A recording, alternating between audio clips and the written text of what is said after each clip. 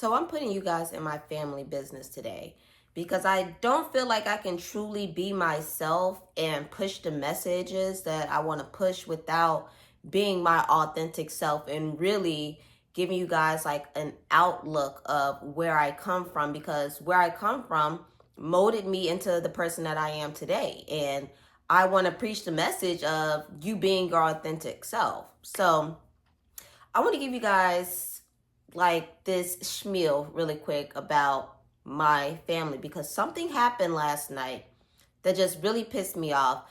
And it's things like this that's just been building up. Like ever since I moved to Florida, like I moved to Florida, one of the reasons was to get away from my family because it's just negativity. It's a lot of gossip going on. It's a lot of family members talking behind each other's back. And there's a lot of people in my family that just aren't willing to grow. So when they see you growing or they see you thriving, then, that becomes a topic of conversation amongst them. So I did not want anything to do with that any longer. So I moved to Florida, several hundred miles away, excuse me. So my mom, she has been in a situation. She's having a tough time right now. Okay, my mom's having a tough time right now, and she's living with my grandma. She does not like that living situation. She does not like being there. Okay, that's understandable. But when I recently went back to Virginia over the weekend, I found myself. I seen what the play was. I was being set up to be in the middle of whatever it is that they have going on. So I made the decision to not stay there. Like I wasn't going to stay in my grandma's house because it's just too much going on there. And I would just be like the middle person for them both to gossip to. Like I'm talking about, I'm getting phone calls from both of them just telling me gossip. And it's like, I don't want to talk about that. Like I'm trying to chill while I'm here for my short stay. So last night, my mom, she had called me to tell me about this situation that had went on with one of my nieces. And I'm not going to get into that because, that is just something personal that has to do with my niece. Maybe I'll talk about it another day, but right now I'm not going to talk about it. I feel like my niece was completely in the wrong. I agree with what my grandma had said. Like the way that my grandma handled the situation, maybe it's not the way that, other people will handle it, because my grandma, she's almost 80 years old. So she's old school in her way of disciplining, in her way of talking to people. She's straight up with it. But my mom, she did not agree with it at all. She thought it was just completely uncalled for. I did not think it was uncalled for. Like, you cannot come into my house and disrespect my house without me saying something. Especially if you're a child and you're saying something slick back, then yeah, I'm going to check you also. But my mom had called me about that, to tell me about that. And she had also told me something that my cousin had said about me. Now, a few years ago, there was a situation going on with my oldest niece again. Okay, my oldest niece, well, it's both of my nieces. They have always lived with my mom. But something had happened with her which prompted her mother, her biological mother, to call CPS. Not on my mom, but on my mom's fiance.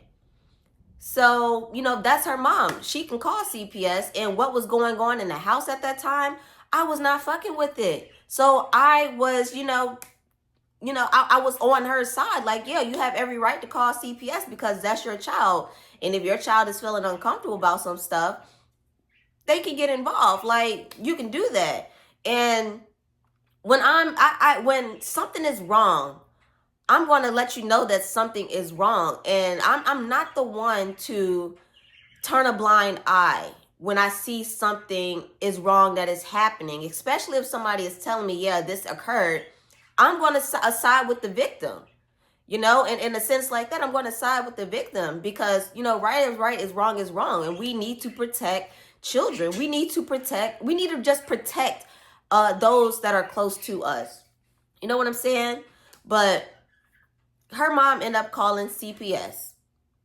I did not doubt her for doing that. Like I like, okay, yeah, this is your kid. You want to call CPS because this situation is wrong. Do it. So she called CPS. They had to do a whole investigation or whatever. Anyways, my youngest niece, she just went back home to Virginia. She was down here for a month with me. One of my cousins, and this is a cousin I have never gotten along with. I don't know what it is, but she always made my life like a living hell since I was a kid, and I just never knew what I did. And like I would always try to stay away from her. Like I just didn't want to be in her presence because it made me uncomfortable. And when people have something like a negative attachment to them, it's hard for me to breathe.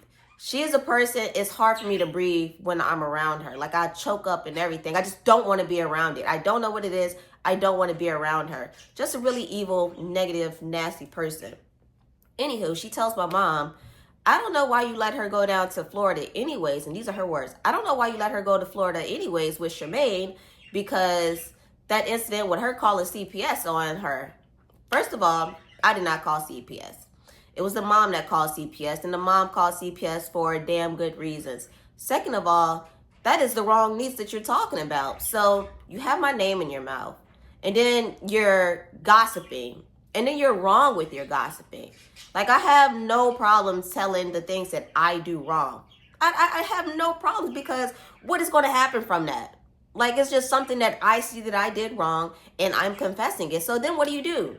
But I did not call CPS. I was there when CPS was called, and I was in agreement for CPS to be called, but the mother wanted to do it, and that was the mother's right. She had every right to call CPS.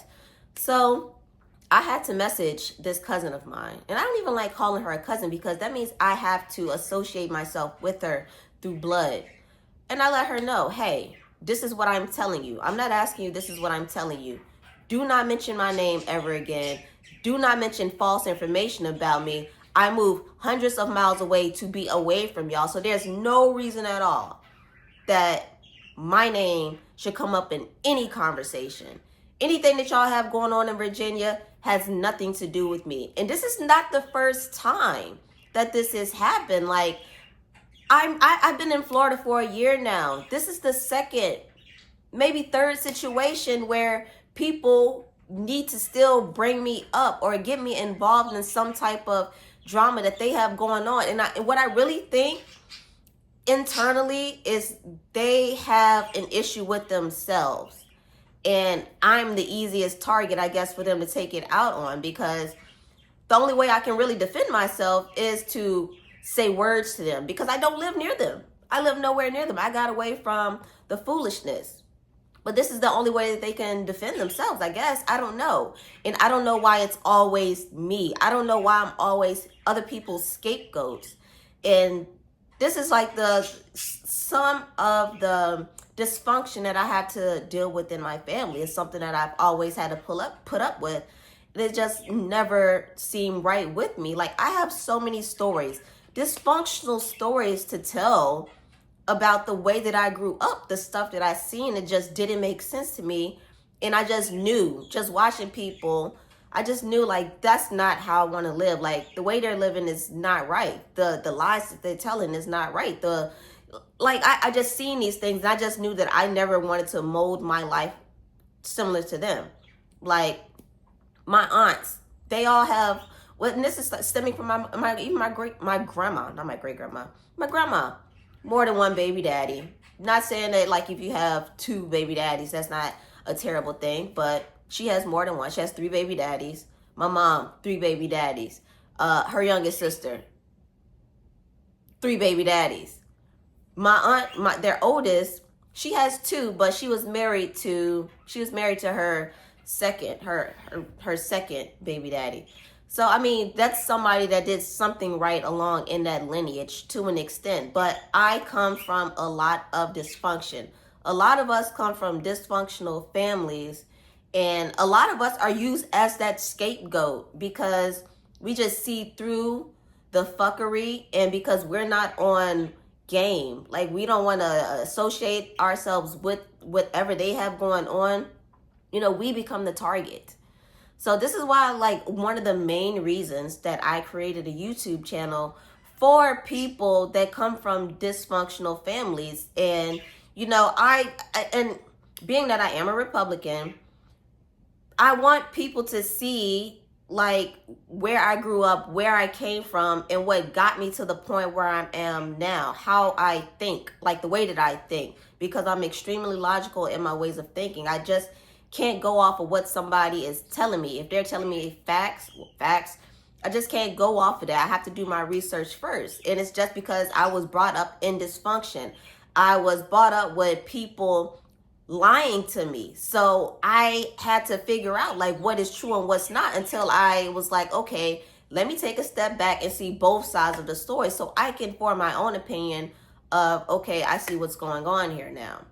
But yeah, I just wanted to put y'all in my business a little bit, and I want to start doing more content about speaking about like the dysfunction that's in my family, because I know I'm not the only one that's going through this. And you know, I want to let other people know that y'all aren't alone. Like, this is just real stuff that happens within families.